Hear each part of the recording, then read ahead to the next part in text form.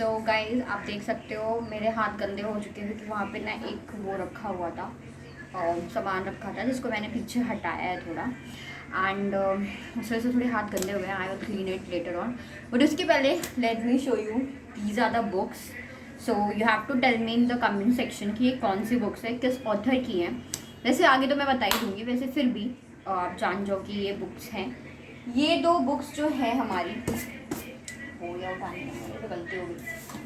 C, these two books definitely is of an Indian author, and you have to name that which is the Indian author I'm talking about and who is that author.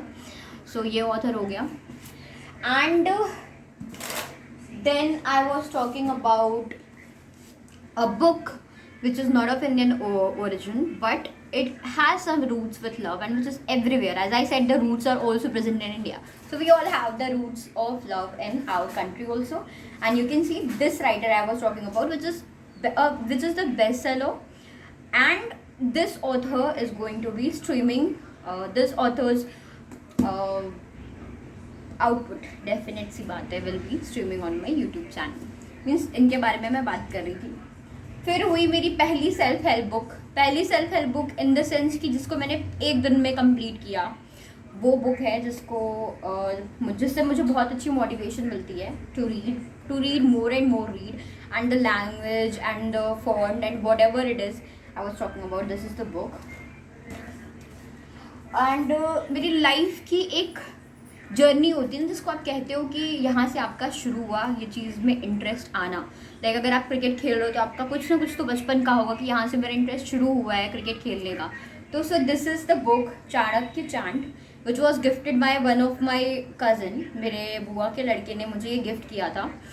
कि gift क्या किया था, मतलब he has read this book, so he told me कि if you will have a good interest in books then you will start understanding what is the difference between your life and what is the difference between a bookish language and how these kind of books help you to grow on the two sides. Like सिर्फ जो books में होती है वैसे नहीं होता, बल्कि आप इनसे सीख सकते हो और उनसे काफ़ी ज़्यादा इतनी होता है कि आप इंस्पिरेशन ले सकते हो।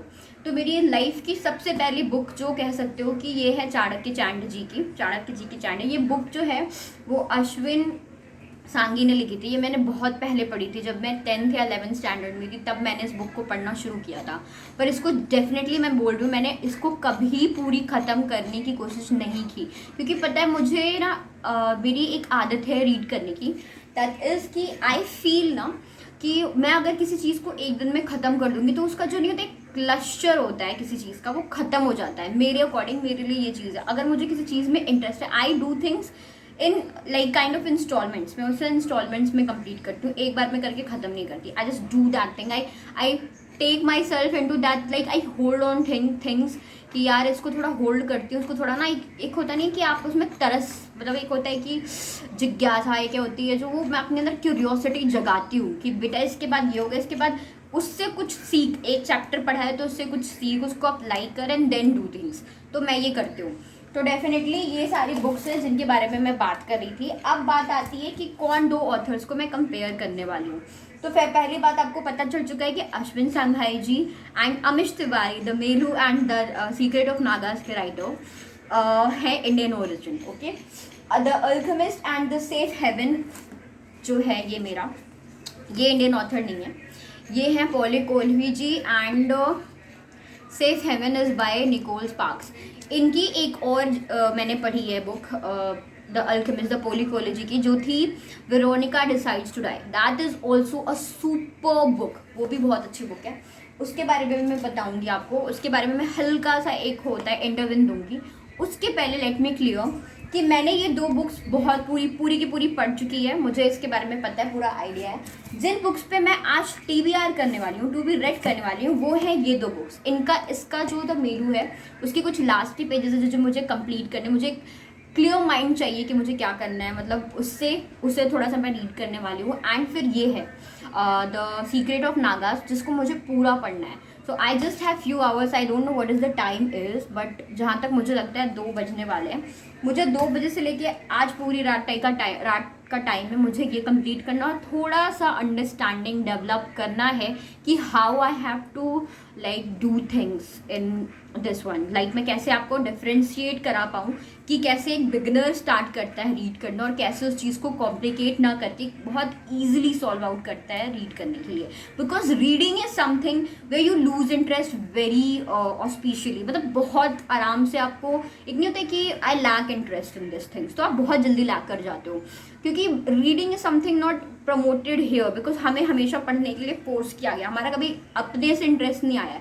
लेकिन when you will find now, when you will give time to reading, that will gift you like wonders, like 7 wonders in the world। वो आपको एक अपनी इमेजिनेशन की दुनिया में ले जाएगा जिसको आप कहते हो इल्यूजन। जो नहीं पढ़ते उन्हें लगता है ये इल्यूजन है, but definitely that is not an illusion. It will help you out in figuring out what is right for you and what is comfortable for you। So I just have this one right now, this। इन सबको खाते पीते मैं मेलहू complete कर चुकी हूँ, मैं उसका last pages complete करूँगी and then I start the secret of Nagas. For that I have to go far for it, so let's start with this my favorite place where I start reading।